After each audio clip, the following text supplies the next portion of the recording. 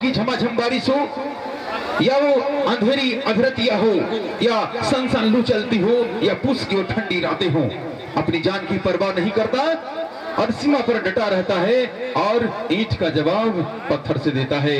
उन फौजियों के लिए कहना चाहेंगे कि आन वाले आन रखते हैं तो शान वाले शान रखते हैं, आन वाले आन रखते हैं तो शान वाले शान रखते हैं, और हमारे भारत के फौजी हथेली पर हमेशा अपनी जान रखते हैं। भारतीय फौजी कहता है कि मैं कुछ कहना चाहता हूं मगर कह नहीं सकता, एक फौजी हूं कहे बगैर रह भी नहीं सकता, मैं एक नदी का किनारा हूं, नदी में रहता हूं मगर नदी की धारा की तरह बह नहीं सकता, क्योंकि भारतीय फौजी हूं। यहाँ पे बार बार भारतीय सैनिक जवाब तो देते हैं और ये कहते हैं भारत फौजी कि हिंद है, यहाँ अखंडता का राज है, हिंदू मरते हैं तो जाते हैं शमशान में, मुसलमान मरते हैं तो जाते हैं कब्रिस्तान में, और जब पाकिस्तानियों की मौत आती है तो आते हैं हिंदुस्तान में और मौत के घाट चढ़ जाते हैं। चाहे होली हो चाहे दिवाली हो, बेचारे फोन के सिवाय पत्र के सिवाय उनके पास कोई चारा नहीं है। घर पे उनकी बीवी इंतजार करती है, फोन करते हैं कि ठीक है दिवाली में आएंगे, लेकिन छुट्टी नहीं मिल पाती है, छुट्टी कैंसिल कर देती है सरकार। फिर भी इनकी पत्नी यहाँ आंसू बहा रही है, वहां से फोन करता है भारतीय फौजी कि तू आंसू न बहा, क्योंकि तू भारतीय नारी है और भारतीय नारी को आंसू बहाना शोभा नहीं देता है। तो कहते हैं कि अगर तू आंसू बहाएगी तो आंसू की कीमत हो क्या जाने जो हर बात पे आंसू बहाते हैं, आंसू की कीमत हो क्या जाने जो हर बात पे आंसू बहाते हैं, आंसू की कीमत उनसे पूछिए जो दुख में भी मुस्कुराते हैं। और तू भारतीय नारी है, रोने की बात करती है, रोना नहीं। अगर मैं भारत माँ की रक्षा करते हुए शहीद हो जाऊं तो क्या करना।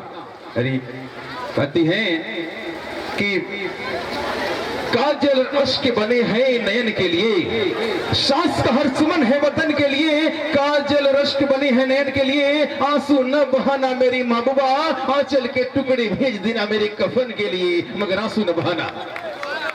और मैं शहीद हो जाऊं तो मेरे आंसू की मोती पर मेहरबान लिख देना, मेरे तन के हर हिस्से पर हिंदुस्तान लिख देना, मेरी आंसू की मोती पर मेहरबान लिख देना, मेरे तन के हर हिस्से पर हिंदुस्तान लिख देना।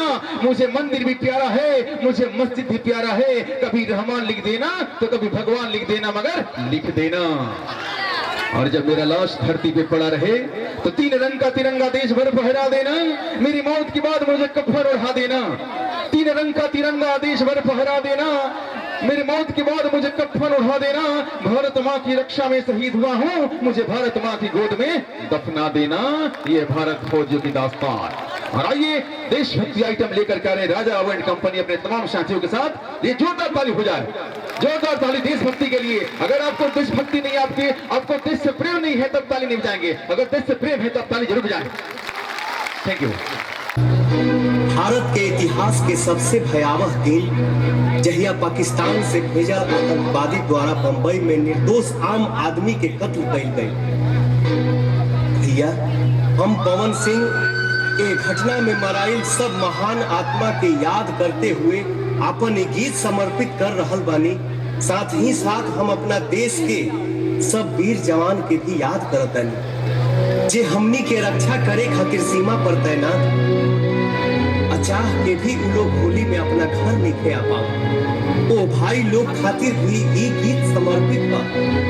हम चाहतानी रउए सबके भाषा में, रउए आवाज में साफ तौर पर ए पाखंडी धोखेबाज पाकिस्तान के अब बता दिहल जाओ कि अगर हिंदुस्तान के धैर्य के बांध टूट गई तो ये पाकिस्तान अब माफी भी मांगे के चांस ना मिले।